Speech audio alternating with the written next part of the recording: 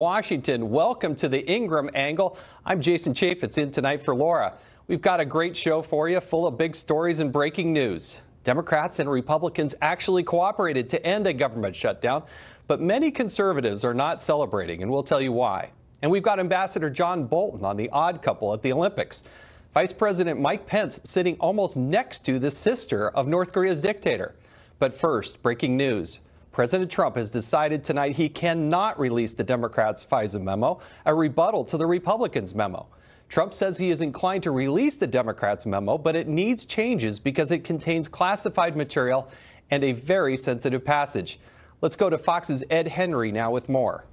Well, Jason, good to see you. This is a bit of a surprise because just a few hours ago, lawmakers close to the process were predicting to us that the Democrats' memo would go public as early as tonight. President Trump himself indicated to reporters in the middle of the day he was inclined to release this with at least some sensible redactions of national security information. But I think a clue of this holdup came later in the afternoon when the president huddled with lawyers from the White House counsel's office, Don McGahn, and lawyers from the Justice Department, plus the FBI Director Christopher Wray. Once you get the lawyers more deeply involved, as you know, look out, the changes may be coming. Sure enough, McGahn fired off a letter to House Intel Chairman Devin Nunes saying, quote, although the president is inclined to declassify the February 5th memo, because the memorandum contains numerous properly classified and especially sensitive passages, he's unable to do so at this time. However, given the public interest and the transparency in these unprecedented circumstances, the president has directed that the Justice Department personnel be available to give technical assistance to the Intel Committee should the committee wish to revise the February 5th memo to mitigate the risks identified by the department. Now, allies of Nunes have been saying they believe this was a bit of a setup. The Democrat Adam Schiff put classified information in there that he knew would trip this up, and then Democrats would cry out that the president is hiding something. Well, Senate Democratic leader Chuck Schumer tonight pounced. He said, quote, the president's double standard when it comes to transparency is appalling. The rationale for releasing the Nunes memo, transparency, vanishes when it could show information that's harmful to him. Millions of Americans are asking one simple question. What is he hiding? Now, the next step for House Intel is to either accept the president's decisions, make some changes, and then send it back to the White House, or they can try to override the president in a secret session of the House. There's been only 6 of those in history, very rare. Regardless of how they do it, here's the bottom line, Jason. We're told the Democratic memo does not dispute the key point of Nunes' memo. FBI and DOJ personnel got the FISA warrant to spy on Carter Page after not telling the judge that the dossier was paid for by the DNC and the Clinton campaign, and that's going to be a key issue moving forward, Jason. Ed, this was not expected at all. I think all of us thought that it was going to be released, but that basic underlying premise, as you said, nothing is out there, is there, that it refutes what what Devin Nunes' memo says? At least not yet. Now, Democrat Adam Schiff and others are saying that if this memo sees the light of day, they're claiming that Devin Nunes cherry-picked information, cherry-picked intel, and that parts of their memo will refute some of the Nunes memo. But we simply don't know because we haven't seen it yet, Jason. Now, Ed, there was also some movement at the Department of Justice with the number 3 person leaving. What do you know about that? Yeah, this seems strange because Rachel Brand had only been on the job for 9 months, seen as maybe a star who would rise through the ranks. She's been battling trafficking.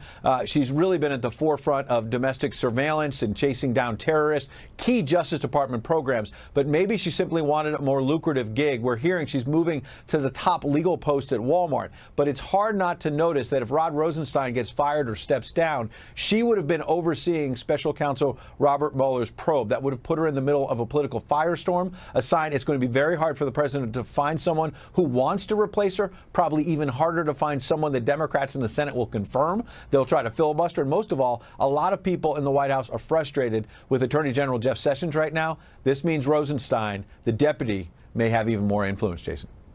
Ed, thank you very much. Joining us for more reaction, we have John Solomon, a reporter for The Hill newspaper, former Secret Service agent Dan Bongino, and talk radio host and attorney Leo Terrell. Thank you all for joining us here tonight. Leo, I want to start with you. We all thought that, I thought, and I think a lot of people thought that the president may have some redactions, but would ultimately release this memo, but it's not coming out tonight. How are you and the Democrats going to react to that? Well, it's a sham, and I'll tell you why. Just last week, Jason, despite a public announcement by the FBI not to release the Republican memo, President Trump released the memo. Shame on the president, because it is very clear he did not want this memo released because it negates his argument last week that he's exonerated. It is embarrassing and shameful. There is nothing in that memo that would have prevented it released today except that it was bad PR for President Trump. But Leo, did you see anything in the Nunes memo that was dealt with classified material about sources and methods? There wasn't. Well, let me say, I'm going to pull rank on everybody. I'm the lawyer in this group, and I'm going to simply tell you this: the FBI said don't release it, and they released it notwithstanding. Jason, you got to answer that. But there was no classified material about sources and methods in the Nunes memo, correct? It was classified. There was information about the procedure and the manner in which a warrant is obtained. That information should not have been released to the American public, but it was beneficial to Donald Trump, and he released it, notwithstanding a public statement from the FBI and the Department of Justice not to release it. Okay, John, let's go to this. There's also a word about a second dossier that is out there. Tell us what you know about that. So in the summer of 2016, there was another pipeline of Clinton-related information coming into the State Department, and then to Christopher Steele, then to the FBI.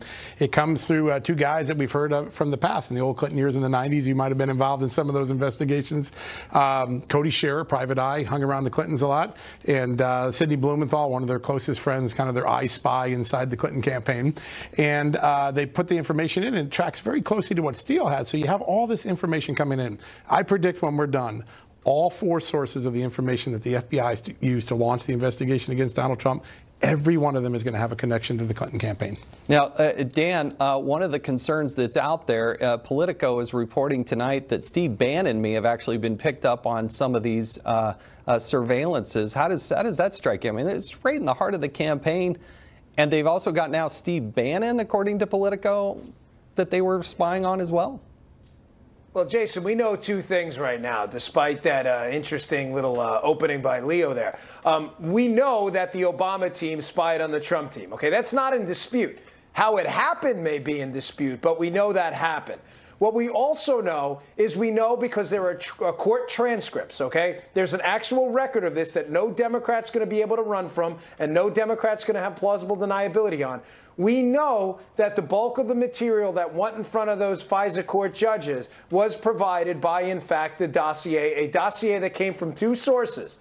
Russians who passed it through Christopher Steele and Clinton campaign associates. All the Democrat memos in the world aren't going to change those two simple facts. Full stop. You know, that's simple. That's classic talking points, Dan. You know, FBI gets their information from all different sources. The bottom line is this. Let me take a page out of Jason. Let me get a page out of. Wait. Oh, come on now. Let me get a page out of Jason's book. Trey Gowdy. You know him, Dan, don't you? Trey Gowdy said there is a need to proceed with the Russian probe. You don't disagree with Trey Gowdy, do you, Dan? Oh, okay. Well, wait, hold on. Dan didn't say anything about that, but we're talking about the credibility Leo, of dossiers. Leo, I don't know what you're talking about. And then surveilling people that now has expanded to include potentially, at least we're looking at a report that's put out by Politico tonight that includes Steve Bannon. And that does beg the question of who else is used. Let me go to John for a second. John, where do you see this going in the next week or two? I think the last piece of the evidence that came in that substantiated the FISA warrant at the beginning came from this ambassador, right? This Australian ambassador who hears Papadopoulos in the bar, drunk, having conversation with him. I think we're going to learn a lot more about that ambassador and where his loyalties might be. When that's all put together, I think you're going to find out four out of four things the FBI used to start listening in on the Trump campaign comes back to the Clinton family. Now, Leo, does any of this... Does any of this concern you? And I got to ask you, give us look right in the camera and tell us, if Donald Trump had done this against a Democrat, you can't tell me that you'd just be sitting idly by saying, oh, the FBI has just acted perfectly in this instance. Jason, I'm looking you and the American public straight in the eye right now. I'm leaning forward. Donald Trump is basically attacking every institution in the American government that he controls, the CIA, the FBI, Department of Justice. You want me to drink that Kool-Aid and believe that the FBI, the entire governmental security agencies are against Donald Trump? You want me to drink that Kool-Aid today on national TV? You believe that, Dan? You believe that the entire Secret Service? Okay, let's give Dan a chance to respond here, because I'm just listening to you babble. Yeah. Leo, it's amazing. You do this, liberals do this all the time. They never actually address what you say. He goes on to something else. Here's what, notice, he never addressed at all the substance of what I said. We know for a fact the Obama team spied on the Trump team. We know the information was provided by Steele through the Russians. And we also know the information was provided through Clinton consiglieres. I know because one of them wrote an op-ed in the Washington Post today basically admitting to it. And another one went on a weekend news show, Victoria Nuland, and admitted to it too. Now Leo will go on about the Russians again, because that's what they do. No, I'll play your game. And therefore, what? What are you making a conclusion? Tell us your conclusion. And therefore, what? What? Who committed the crime? The Obama Tell me the team. Conclusion. I mean, you may be hard of hearing, but I already said it. The Obama team spied on the Trump team. There's still no probable cause that anyone on the Trump team was a foreign agent in violation of U.S. law. No one's produced a scintilla of evidence of Russian collusion. And you're still sticking by that this was all done great because you're a police state supporter. End of story. Let me go to John. Hold on. Let me go to John here. There are still a mountain of text messages that we have not seen. It's true. And is there any fallout that you're seeing? I mean, the FBI put out there that they couldn't find these missing text messages. And they showed up. Only to have the Inspector General, I think it was less than 48 hours, go and find them. That's right. Yeah, I think the Inspector General's report in March will be one of the most seminal moments in this whole thing. It'll help to resolve how much politics was involved and how much legitimate law enforcement. When we see the full breadth of what the independent IG does, I think we're going to have a more complete picture, and this debate may take an entirely different tack. It will. Leo, are you willing to accept what the Inspector General comes up with?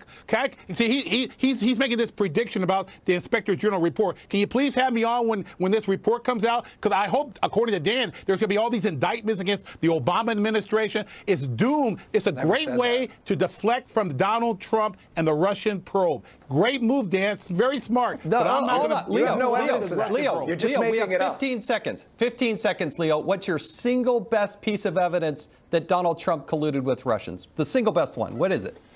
Nothing. Best piece of evidence, I'll use the Trey Gowdy approach. A couple of Russians were meeting with Donald Trump. Trey Gowdy is your best? Trump Tower. He's got nothing. No, I know. I'll use the same one that he used. This is funny. The Trumps meeting with the Russians at Trump Tower.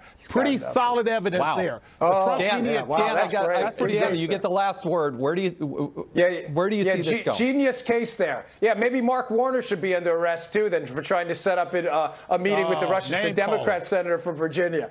I mean, unbelievable. He had nothing. He had no answer for you. The one thing I think we can all agree about, we'll be talking about this next week. We've got to move on. True. Thank you all. Have a wonderful weekend. I appreciate you being here with us. While all of this is going on, key players at the White House are suddenly accused of a cover-up. Up next, how the resignation of Rob Porter amid domestic violence allegations is being used. The Trump administration is under a fierce new attack by the left and the media following the resignation of Staff Secretary Rob Porter on Wednesday. Porter was accused of domestic violence by two ex-wives, something he denies. Now, some are calling for the resignation of Chief of Staff John Kelly, claiming he has known about the allegations for months. Today, the president urged everyone to withhold judgment until all the facts are known.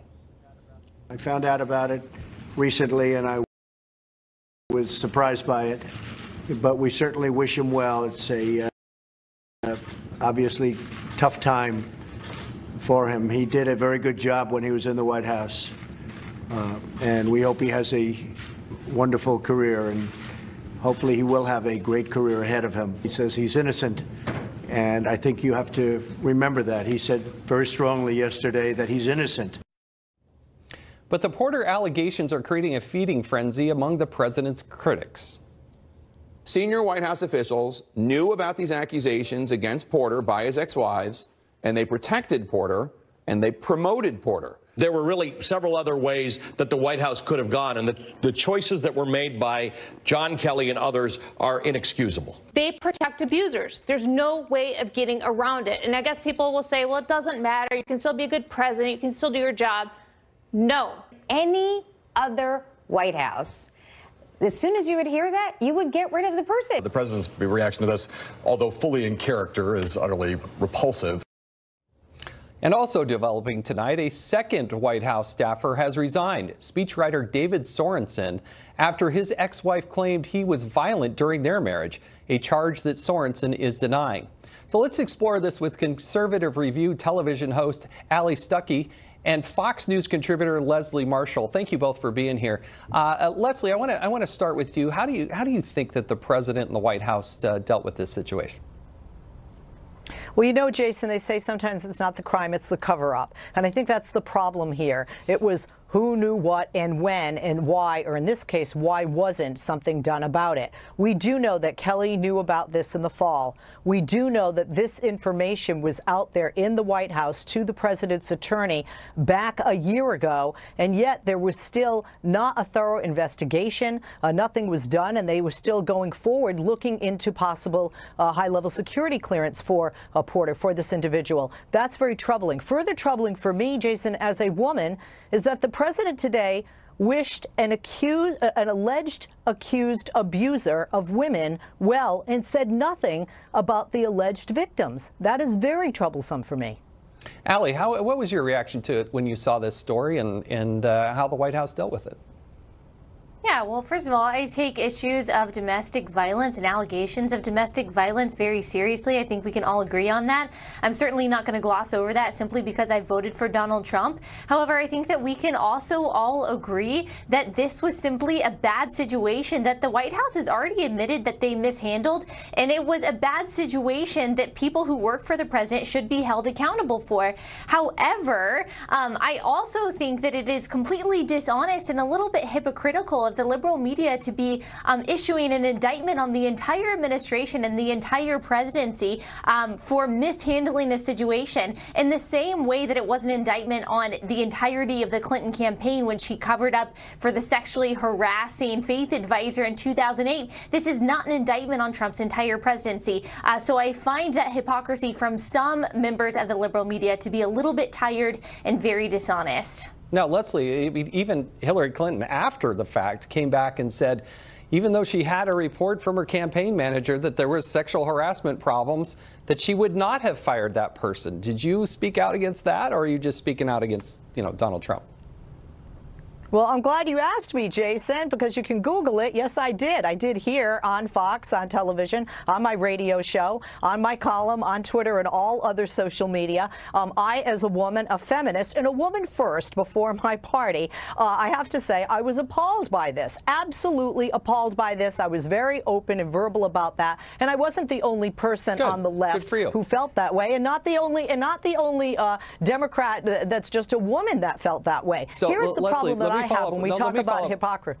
No. I'm glad you did that. And look, I want to speak out on this, too. I think if the White House knew about this, they've got a problem. And I think they have to also have an accounting. I think the chief of staff should get a list of everybody that's working in the White House who has passed a security background check, who has question marks, and who has failed. And I saw this as the oversight chairman when I was the oversight chairman. I saw part of this in the Obama administration. There were allegations. Again, I'm not trying to say that they're equal or anything else, but I'm just saying security clearances with the people in close proximity to the president is problematic. So, Leslie, I want to ask you, and then I promise I'll come over to you, Allie. But Leslie, when you have somebody who denies it and there is an accusation, what is the right thing to do? Do you let them keep their job? Do they have proximity to the president, or do they? What should happen?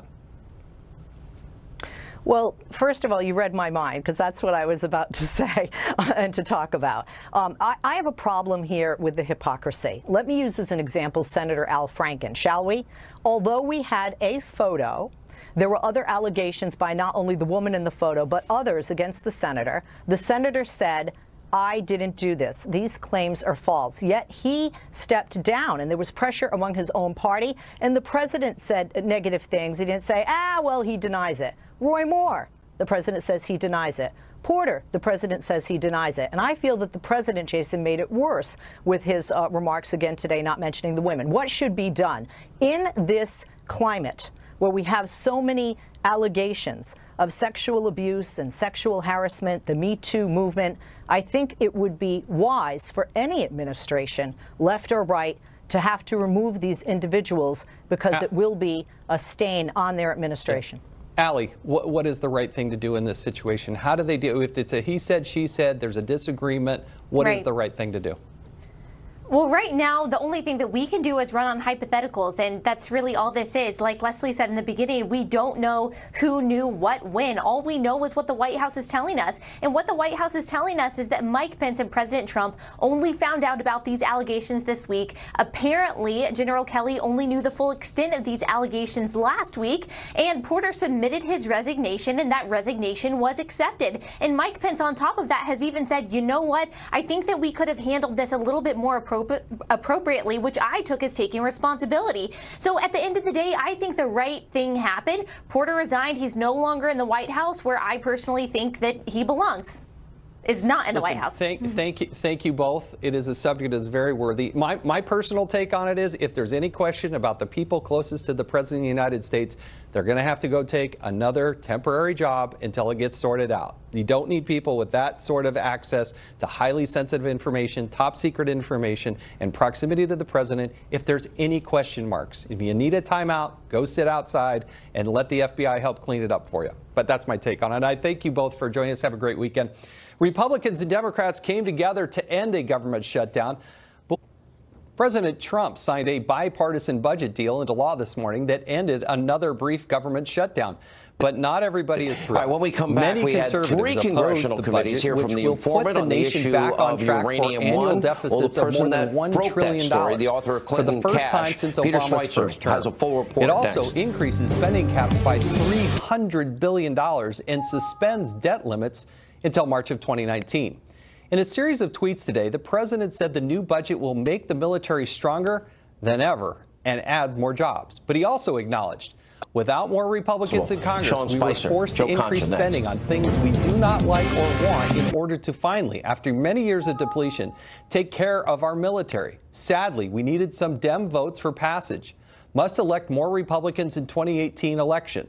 Senator Rand Paul failed to block the bill, imploring Republicans to stick to the principles of fiscal conservatives have preached for years.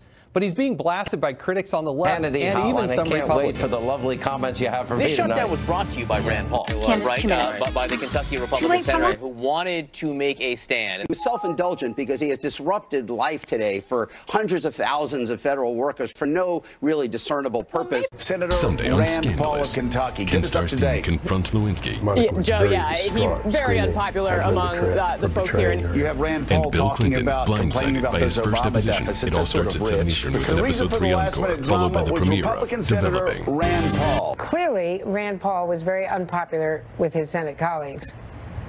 Yeah, this did not go over particularly well for Senator Paul. It was a promotional tactic on this issue, some would say on Rand Paul himself. Rand Paul did succeed in making everybody feel uncomfortable because they were exhausted. Yeah, maybe Mark Warner should be under arrest too for trying to set up a meeting with the Russian Democrat. Here to discuss the issue are Republican Congressman Sean Duffy of Wisconsin, who voted for the bill, and radio talk show host Garland Nixon. Next week. Thank you both for being here. We've got to move on. Congressman, have a wonderful weekend. I appreciate you being here with us. I was able to serve with you, and it's an honor and privilege to do so, and I thank you for joining us tonight. Now, you voted for the bill.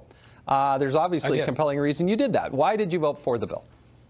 So listen, we're in a situation, Jason, where we have a dilapidated military. We have planes that can't fly because we can't get spare parts. We give our military a mission to accomplish, but we don't give them the resources to accomplish that mission. The sequester has crushed our ability to defend ourselves, and we have rising threats, whether it's China, Russia, North Korea, Iran. And we passed a bill out of the House that was conservative, and I supported that bill. But as you know all too well, and I think your listeners hear this quite a bit, when our bill went to the Senate, you can't pass it with just Republican votes. You need Democrat votes. So Chuck Schumer, if you have anything you want to say to me, doesn't matter. Mean, nice, hateful. 877-225. And so we had a choice in the House. Do we take the deal that Chuck Schumer threw more spending into, but also gets our military back on track to address the needs that we have Jason in Chaffetz the world? is sitting in Or for Laura do Ingraham we say tonight. no and keep these really horrible budget caps in the military that don't let them accomplish their mission? And for me, I don't like the spending that's in this bill, but I also want to make sure our military men and women can defend us and accomplish the mission that we give them. We've got a great show for you, full of big stories and breaking news. How would you have voted? Democrats and Republicans actually cooperated to end a government shutdown, but many conservatives are not celebrating. We'll tell you why. And we've got Ambassador John Bolton on the Odd Couple at the Olympics. Vice President Mike Pence sitting almost next to the sister of North Korea's dictator. But first, breaking news. President Trump has decided tonight he cannot release the Democrats' FISA memo, a rebuttal to the Republicans' memo. Trump says he is inclined to release the Democrats' memo, but it needs changes because it contains classified material and a very sensitive passage. Let's go to Fox's Ed Henry now with more. Obamacare. Well, Jason, good to see you. This is a bit of a surprise because just a few hours ago, lawmakers close to the process were predicting for us that the Democrats' memo would go public as early as tonight. President Trump himself indicated to reporters in the middle of the day he was inclined to release this with at least some sensible redactions of national security information. But I think a clue of this holdup came later in the afternoon when the president huddled with lawyers from the White House, and I understand the need to do DACA, and lawyers from the Justice Department, plus the FBI Director Christopher Wray. Once you get the lawyers more deeply involved, as you know, look out, the changes may be coming. Sure enough, McGahn fired off a letter to House Intel Chairman Devin Nunes saying, although the president is inclined to declassify the February 5th memo, because the memorandum contains numerous properly classified and especially sensitive passages, he's unable to do so at this time. However, given the public interest in the transparency in these unprecedented circumstances, the president has directed that the Justice Department personnel be available to give technical assistance to the Intel Committee should the committee wish to revise the February 5th memo to mitigate the risks identified by the department. Now, allies of Nunes have been saying they believe this was a bit of a setup. The Democrat Adam Schiff put classified information in there that he knew would trip this up, and then Democrats would cry out that the president is hiding something. And given the military the resources they need Chuck Schumer tonight to accomplish the mission. He said, quote, the president to come on here and say that they actually are supporters of the military, they haven't been. They're withdrawn. They want to see military spending depleted. They want us to pull out of very rough regions of the world, whether it's Iraq or Afghanistan. Well, we saw how well that worked for us. That was the rise of ISIS. Now, the next when step Barack for House Obama pulled out is to and either left a accept the vacuum in his president's decisions, place, make some all of a changes, sudden you have and then people send it back to the White House, burning their or they enemies can try and to beheading override people. the president We in have a to be secret smart about our session of the House. policy, and There's cutting the been only military 6 is not of those in smart history, policy, very again, with rare. rising threats that we Regardless have of in the how world. they do it, here's the I have to bottom go line, very Jason. quickly, We're but told Congressman, the how do you Democratic answer memo the does question not that dispute Rand Paul the was key out there point of saying, Nunes's look, memo. Republicans were FBI opposed to and these DOJ deficits personnel got the when FISA President warrant Obama to was in spy on place, but Carter now that Page they're after Donald not Trump, we telling seem the to be judge okay that with the dossier $1 trillion was paid for by deficit the next year. DNC How do you answer in the that? Clinton So campaign, first of all, and that's going to be you're a key using issue growth moving forward, numbers that are Obama growth And numbers, this and you was get not Trump expected at growth all. numbers I think at all of us thought that it was going to be 4.5% released, growth. but that Those basic deficits aren't going to be that big. premise, as you but said, again, that's the nothing is problem out there. when Chuck Is Schumer is there a big spender and is leveraging the military for additional spending in non-military defense, non-military discretionary spending. That's the deal that had to be made. And again, for me, this is a tough vote, but I decided with the military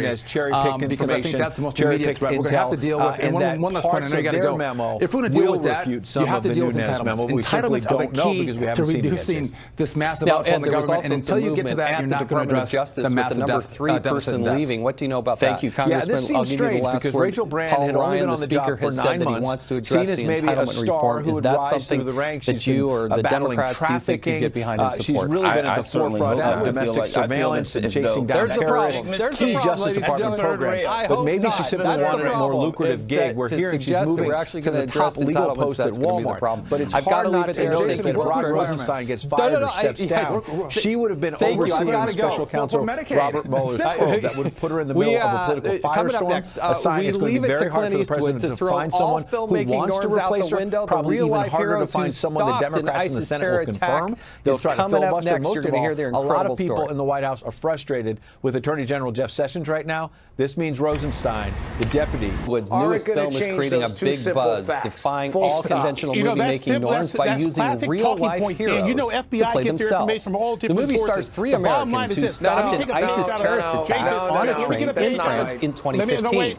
Fox News contributor Raymond Arroyo spoke with the stars of 1517 to Paris. Trey Gowdy said there is a Gents, I want to talk about this experience. Of course, it made international headlines. It drew you all into the world's consciousness. Alec, you and your friends are on this train. They're sleeping, but you're awake. What did you hear, and what made you take has action expanded to include potentially, we're looking at a report that's put out by Politico tonight that includes Steve Bannon, and that does beg the question of who else is using. Let me go to John for a second. John, where do you see this going in the next week or two? I think the last piece of the evidence that came in that substantiated the FISA warrant at the beginning came from this ambassador, right? This Australian ambassador who hears Papadopoulos in a bar, drunk, having a conversation with him. I think we're going to learn a lot more about that ambassador and where his loyalties might be. When that's all put together, I think you're going to find out 4 out of 4 things the FBI used to start listening in the Trump campaign comes back to the Clinton family. And that was it. Let's go. And Spencer, you take off down the middle of this train. Concern you? And I got to ask you, give us look right in the camera and tell us. What made you if Donald Trump had done this against a Democrat, you can't tell me that you'd just be sitting idly by saying, oh, the FBI is just acting moment down the aisle where I saw him maybe either jam the gun or maybe the safety was on. All I knew is that he hadn't started shooting yet. And so I pretty much just saw it as a window of opportunity, like, you know, hey, it's either now or never. We're going to die either way, so might as well give it a shot. And that's what really sprung me out of my seat. Anthony, your 2 friends have military training. You do not. Yet you went after them up the aisle as well. Yeah, I think my motivator was them being lifelong friends of mine. They kind of shut down my brain process, and it was like once they jumped into action, I had to just go help. Really, at that point, it was a kind of all in or nothing type of situation. And Spencer, you grabbed this guy, a member of an ISIS cell. He's got an AK-47. That's not all he was packing, apparently. Yeah. What happened when you tackled him? When I tackled him, I was trying to grab the AK from him a little bit. I was practicing jiu-jitsu at the time, so I kind of just went straight to that. And we both stood up. I put him in a rear naked choke, slammed myself against the window. So he's on top of me at this point, and he pulls out a pistol that he had just shot Mark McGallion with. And he tries to shoot me with that, but luckily there was no ammunition in it. And Alec runs up, pries the pistol out of his hands. As soon as the pistol gets out of his hand, he grabs a box cutter and starts cutting the back of my neck, almost trying to slit my throat with it. And then comes across and slices my left arm to the bone, severs my tendon and nerve. And I looked over his shoulder, saw the knife, and him kind of flailing around. I screamed, he's got a knife. And I kicked him off me, and then we all kind of punched him and kicked him for a little bit. And the fight went on from there, too. Because you're a police state supporter. Do you believe, Alec, that there was a divine hand in all of this, in the way these events transpired? If you add up all the odds of us being in that time and place, and all the circumstances that we have not seen, all the circumstances that went towards us surviving it, I mean, that's going to be in the movie too, but it's just, to me, is too astronomical to be coincidence. Only to have the Inspector General, I think, was terrifying enough, Anthony. You all decide, we're going to approach Clint Eastwood with our book and our story.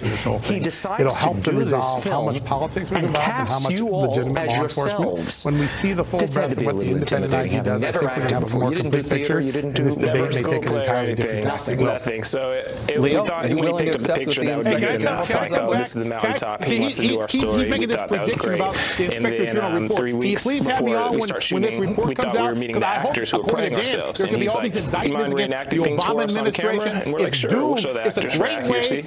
And he's like, he says it again. And then we're like, Mr. Eastwood, what do you mean here? Like, you kind of sound like you're asking us to be in a movie. He's like, sure, why not? Like, you guys should just do it. 15 seconds, Leo. What's your single best piece of evidence that Donald Trump colluded with Russians? The single best one. What is it? And we spent a lot of time with him outside of set, just hanging out, getting food, getting drinks. We even work out with him from time to time. And that's one of my favorite memories of him is Spencer and I were kind of talking smack to each other about how many dips we could do. And then Clinton comes in and he's like, oh yeah, that's nothing. When I was 75, I could do 25 dips. And so maybe Mark Warner should be under arrest too. Then trying to set up a meeting with the Russian Democrat senator from Virginia. Body weight dips, just unbelievable. Like he had nothing. The one thing I think we can all agree about, we'll be talking about this next week. What did you learn from him? We've got to move on. Thank you all. Have a wonderful weekend. I appreciate you being here with us. About the industry and the process that he had to make the picture. So it felt like he was really invested in us, and he really wants to see us do well. So we want to continue to pursue acting for sure. You're going to continue this, to attack the entire I feel like he blessed us with a great opportunity, and he, like Anthony was saying, he kind of raised us up in this world a little bit, and we kind of want to see what else we can do with it. And what do you want people to take away from this experience? 24 hours stops asking before it starts for all day, all night protection. This is the kind of attacks they plan on. In just days, Publishers Clearinghouse awards the $5,000 a week forever prize. Win $5,000 a week for your life. Then after that, someone you choose gets $5,000 a week for their life. Don't miss your final chance to win. Enter at BCH.com on February 23rd. Win forever. We're just put in an extraordinary situation, and we hope that people take that theme from the movie, that if they find themselves in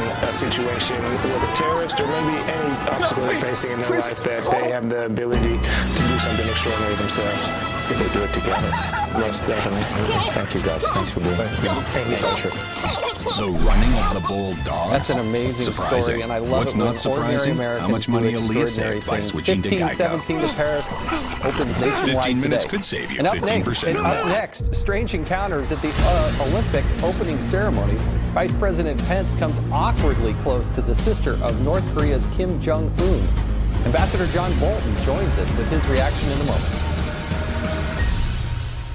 Before discovering Nexium 24-hour treat or fusible. Tensions are high on the Korean Peninsula amid the nuclear standoff with North Korea. And that fact is making for some interesting, odd images at the debut of the Winter Olympics in South Korea. White House. Vice President Mike Pence watched the opening ceremonies just a few seats from the powerful sister of North Korean leader Kim Jong-un. That comes shortly after Pence delivered a tonight a second White House staffer has resigned. Speechwriter David Sorensen, after his ex-wife claimed he was violent during their marriage, a charge that Sorensen is denying. So let's explore this with Conservative Review television host Ali Stuckey and Fox News contributor Leslie Marshall. Thank you both for being here. Let's get an assessment of the current situation from Fox News contributor and the former UN ambassador John Bolton. Ambassador, thank you so much for joining us. Well, you know, Jason, they say sometimes it's not the crime, it's the cover-up. And I think that's the problem here. It was who knew what and when and why, or in this case, why wasn't something done about it. What does that really mean? We do know that Kelly knew about this in the fall. We do know that this information was out there in the White House to the president's attorney back a year ago, and yet there was still not a thorough investigation. Nothing was done, and they were still going forward looking into possible high-level security clearance for a porter for this individual. That's very troubling. Further troubling for me, Jason, as a woman, is that the president today wished an alleged accused abuser of women well and said nothing about the alleged victims. That is very troublesome for me. Ali, what was your reaction to it when you saw this story? Not to shake the hand of the dictators' representatives from North Korea. Well, first of all, I take issues of domestic violence and allegations of domestic violence very seriously. I think we can all agree on that. I'm certainly not going to gloss over that simply because I voted for Donald Trump. However, I think that we can also all agree that this was simply a bad situation, that the White House has already admitted that they mishandled, and it was a bad situation that people who work for the president should be held accountable for it. However, I also think that it is completely dishonest and a little bit hypocritical of the liberal media to be issuing an indictment on the entire administration and the entire presidency for mishandling the situation in the same way that it was an indictment on the entirety of the Clinton campaign when she covered up for the sexually harassing faith advisor in 2008. This is not an indictment on Trump's entire presidency. So I find that hypocrisy from some members of the liberal media to be a little bit tired and very dishonest. I think is intended to show the seriousness Hillary Clinton, after North Korea's the fact, effort came back to and said, the South. even though she had a report from her campaign manager that there was sexual harassment problems, and I think that she would not have fired that person. Did you speak out against that, or are you just speaking out against prior Olympics? Trump? Obviously not in South Korea well, itself. I'm glad you asked me, Jason, because you can Google it. Yes, I did. I did here on Fox, on television, on my radio show, on my column, on Twitter, and all other social media. I, as a woman, a feminist, and a woman first before my party, I have to say I was appalled by this, absolutely appalled by this. I was very open and verbal about that, and I wasn't the only person on the left who felt that way, and not the only Democrat that's just a woman that felt that way. I think the Vice President, this is really a very delicate, difficult diplomatic assignment he's got to show solidarity with South Korea and Japan, they've got a problem. Not to give the North Koreans they have to also have an accounting. I think the chief of staff should get a list of everybody that's working in the White House and I think he's carried it out very well. You know, there's a report just this evening. And I saw this as the oversight chairman when I was going on. What you just showed on the screen there.